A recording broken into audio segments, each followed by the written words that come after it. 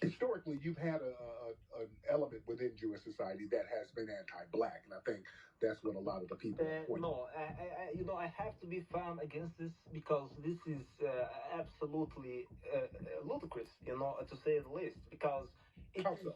I'll tell you also, because Jewish people in the civil rights era have done instrumental work into furthering liberation for Jewish people. I mean, not for Jewish people, for black people. Because if it was just black people fighting, listen, all of the Jewish things we do, some say, oh, you control the money, you control the banks.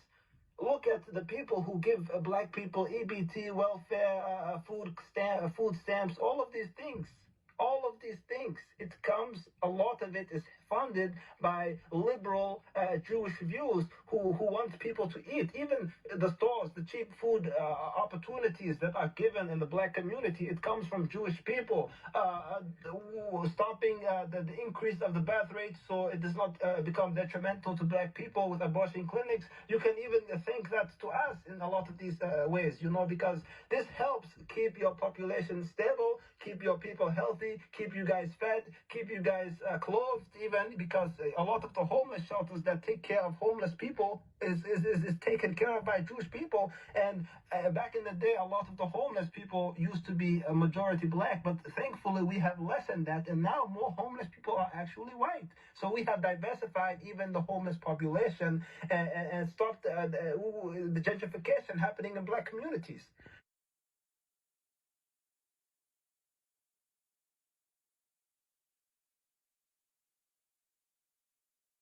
He don't live here.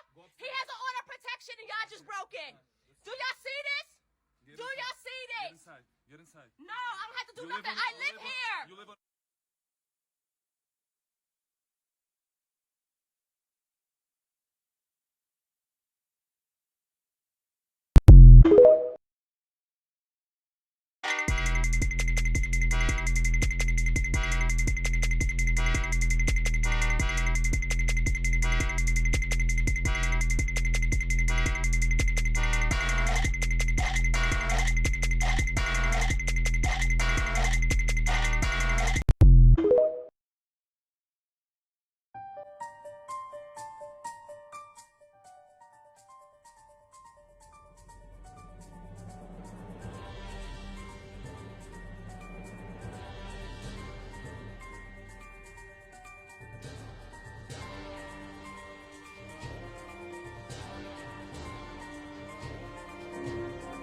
Hi, it's Mr. Anderson, and this is Chemistry Essentials video 33.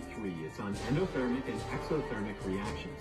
If you understand that therm means heat, and exo means to exit or to move out, it's pretty easy to break down these reactions. So an exothermic reaction would be one where heat is being released from the reaction.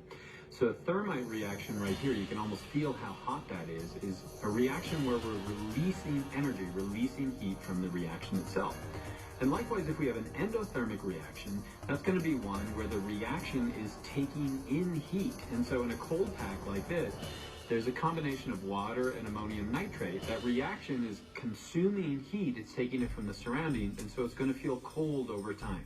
And so you really have to understand what is the system and what are the surroundings. And so in a reaction, the system is going to be where the reaction is taking place, so in the chemicals themselves, and then the surrounding is going to be outside of that. So if we have a change in heat, that's either going to be an exothermic or an endothermic reaction. Now in the lab, we can't really see at the level of the atoms, and so we have to view it macroscopically. And we do that by simply measuring the temperature change. And so in an exothermic reaction, we're going to find that heat is being released from that reaction to the surroundings, and in an endothermic, it's actually being absorbed. Now, a really neat way to observe this is to use a model, is to use a energy diagram like this. And so the way it works is that the energy progress will be going along the x-axis, and then the amount of energy in the reactants and products is going to be displayed. And so in an exothermic reaction, what you'll see is a downhill reaction. In other words, the reactants are going to have more energy than the products. Now, where is that energy going? Where is that heat going?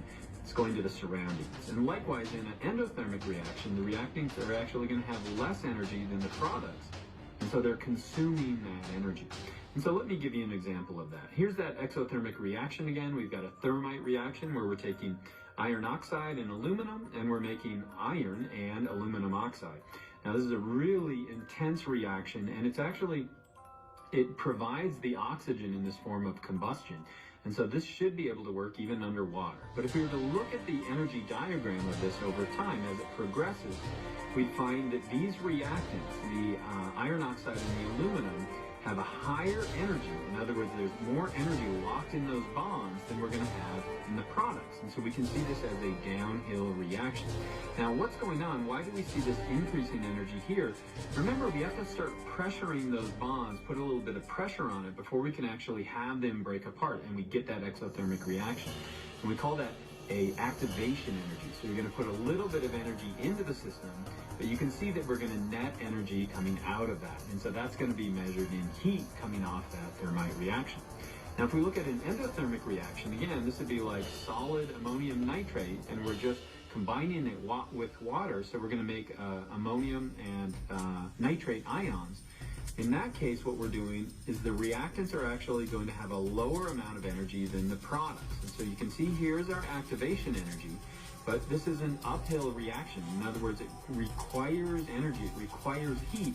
Where is it getting that heat? It's getting it from the surroundings. And so when we're measuring ectothermic or exothermic and endothermic reactions in the lab, we're really stuck with the temperature itself. And so if I wanted to measure a reaction like this, let's say I take a chemical and I mix it with water or mix it with another chemical, I can simply use a thermometer to measure what's going on. And so I see a decrease in that temperature. Okay, so what's happening? It's actually consuming heat from the surroundings. And so this would be an endothermic reaction. And so that's pretty simple. What you should be able to do after you're done is to generate a relevant symbolic and or graphical representation of the changes. Remember, we use an energy diagram to do that. It's all about the heat, and I hope that was helpful.